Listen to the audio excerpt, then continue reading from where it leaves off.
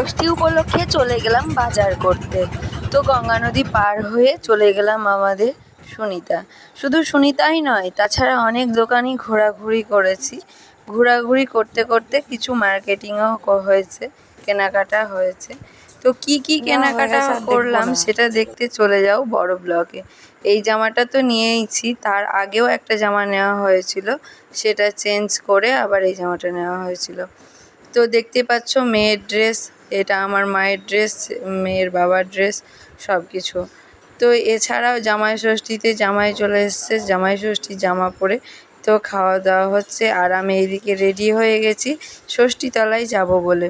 তো মা পুজোর জোগাড় করে দিল আমার মতো। আমি চলে গেলাম দিদুদের সঙ্গে পুজো করতে, মায়ের সঙ্গে যাইনি। কেন জানতে হলে বড় ব্লগ ভিডিওটা দেখে এসো চটপট। সাথে থেকো, পাশে থেকো, সাবস্ক্রাইব প্লিজ।